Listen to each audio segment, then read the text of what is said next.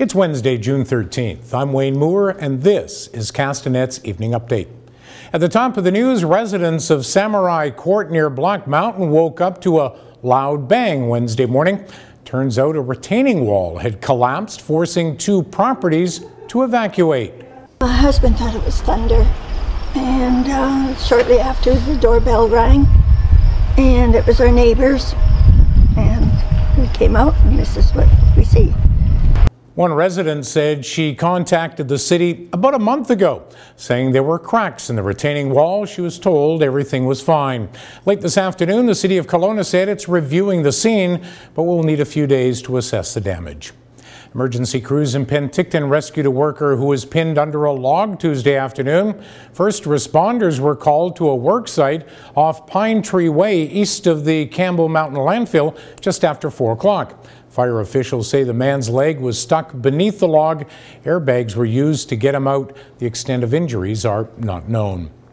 A convicted assassin frequently visited Kelowna, according to his recently published first-degree murder and conspiracy to commit murder guilty verdict. Corey Valley was found guilty earlier this month of the February 2009 contract killing of Red Scorpion gangster Kevin LeClaire, along with conspiracy to kill the Bacon brothers and their associates. Valley said in 2008 he regularly traveled to Kelowna. In April of that year, he was in the city for the wedding of his friend and UN gang member, Dwayne Meyer. Meyer was killed in Abbotsford less than a month after that wedding. The out of gas sign remains up at several Petrocan and Shell gas stations in the Okanagan. 3 Shell stations in West Kelowna are out of fuel, while the station in Summerland just received a new shipment. Petrocans on Dobbin Road in West Kelowna and one in Peachland are also dry. However, a 3rd station on Ross Road remains open.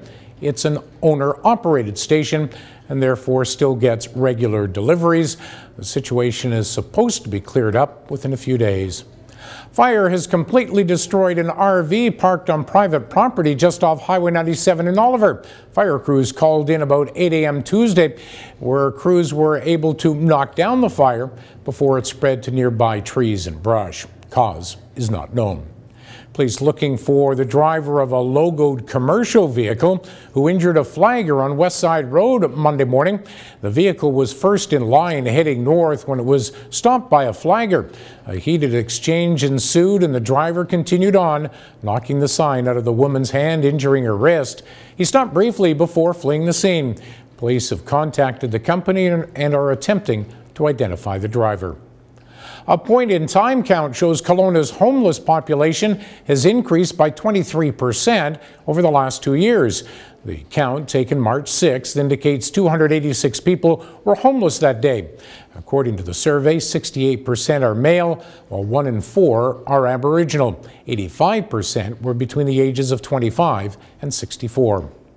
City of West Kelowna will be placing 6 signs on city property discouraging people from flicking their cigarette butts out of moving vehicles. Ministry of Transportation will do the same. Councillor Rick DeYoung says even if one fire is prevented because of the signs, it will be worth the cost. West Kelowna is now urging communities up and down the valley to do the same. Here's a first for Kelowna. The Vancouver Canucks will host an NHL preseason game at Prospera Place this year. The Canucks and Arizona Coyotes will battle on September 29th. It will be the final preseason game for the Canucks and could, we underline could, give local hockey fans one last chance to see former Rocket Cole Lind on Kelowna ice. And Pianos in the Park is back for a 4th year in Kelowna. Festival's Kelowna Executive Director Renata Mills says 8 pianos will be placed in high-profile public spaces downtown, at Memorial Cemetery and in Rutland. Aerosmith frontman Steven Tyler was likely the most famous person to tickle the ivory prior to their 2015 concert at Prospera Place. Okanagan weather, rain with a chance of thunder showers Wednesday and Thursday. More rain Friday before the sun returns for the weekend. Coming up tonight and tomorrow, West Kelowna taxes could take a big jump. And who are the big bombers in the Okanagan? For details on these and the rest of the day's news, keep it here at castanet.net. For Castanet News, I'm Wayne Moore.